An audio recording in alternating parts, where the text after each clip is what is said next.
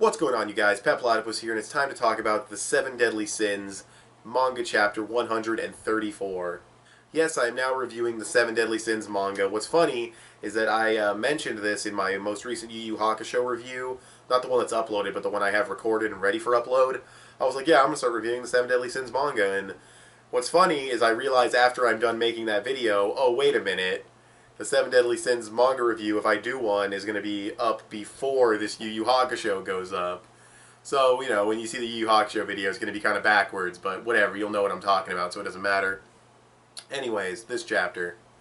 This is actually a pretty damn solid chapter of the 7 Deadly Sins, I'm not going to lie to you. We get King confronting Meliodas, which started in the previous chapter, and it's cool we get to see new abilities from King, which, in standard 7 Deadly Sins fashion, they do this overpowered, crazy, unbalanced shit on like a Tuesday afternoon. Just like, yeah, I think I'm just going to turn that cut into like this gushing wound. I think I'm going to turn that like whatever growth on your body into a fucking tumor. Like, just the most overpowered shit King is pulling out right now. Absolutely devastating. But that's what I love about the series. I mean, I love multiple things about the series, but one of the things I love about it is that it treats the most overpowered abilities as like common everyday, like, yeah, I'm just gonna change all their memories around and they think we're just family relatives, you know, Gowther and shit. It's like, dude, that's the most disgusting shit, and you treat it like it's fucking a fire blast, you know? But anyways, yeah, one of the things I love about the series, and it's on full display here, also Meliodas learning from King how to like compress his demon ability.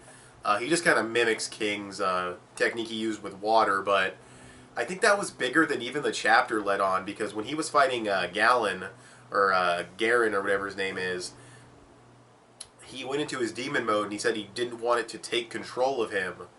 I feel like this was him like gaining control, or maybe he has the ability to do this now that he mastered his anger through the trial. I'm not really sure. Which, by the way, I couldn't talk about it because I wasn't caught up yet, but that trial chapter was fucking good. I liked that chapter a lot. That was a fantastic. That was like a 10 out of 10 chapter of the 7 Deadly Sins right there. But anyways, yeah, he condenses his thing, and then they say, get out of here, what are you guys doing, why are you fighting? And Meliodas is treating King like nothing. He's just not toying with him, but what I mean is, like, he's not taking anything he's saying seriously. He's like, are you a demon? How do you know these guys? And Meliodas is just kind of making jokes. He's not really answering him seriously. You know, he does the fucking condensing thing, and he's like, oh, who's the man? Like, it's very interesting. Meliodas has always been an interesting character, which is what makes him tied for my favorite character next to Bon. Because he's always interesting, and it's always interesting when you find out more about him and this whole demon thing that's going on with the 10 Commandments. But yeah, it's interesting that he didn't take King that seriously. The only serious thing he said is that, you know, I can't tell you everything. Even if I did, you wouldn't believe me.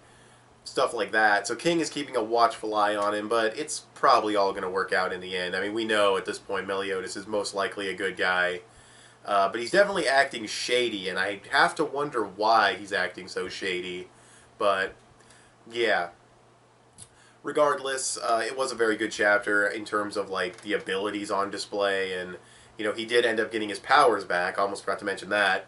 He gets his strength back, his power, whatever. I don't know how that can be removed, like he's fucking, like he just got Bartholomew Kuma'd with like removing the pain. I don't know, but he gets his power back, and all the 10 Commandments are like, whoa, what the fuck? Did Meliodas just woke up? Holy shit.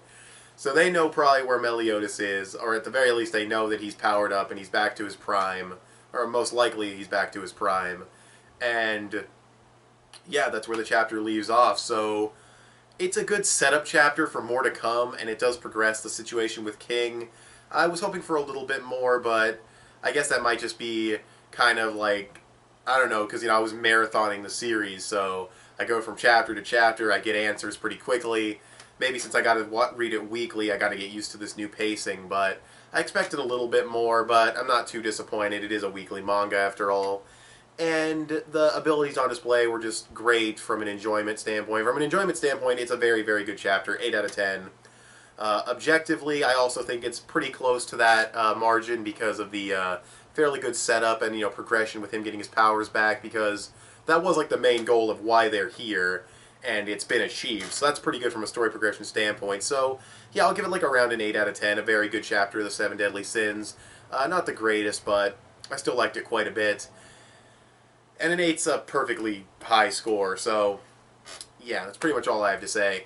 If you guys are watching this video and you've only watched the anime, well, you just got spoiled, but also read the manga. Pick up, like, not right before the tournament, but a little bit before the tournament, because there's an arc that the anime skipped, and then there's the tournament, and then after that there's, like, a lot of things that the anime skipped. Like, not full arcs, but just little details, little side chapters that expand the characters, some guidance that follow, like, King and stuff like that.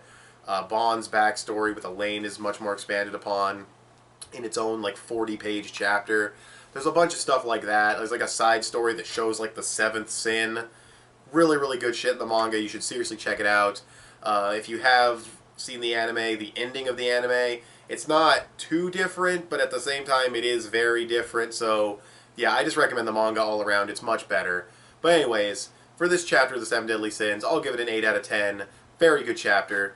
Thanks for watching this video. Tell me what you guys think of this chapter of the Seven Deadly Sins in the comments section below. Please follow me on Instagram. That would be awesome. I post up there sometimes. Also, please give this video a like. That would be awesome. And please subscribe if you haven't already, or if you like what you've seen here, and I'll talk to you guys later. Bye.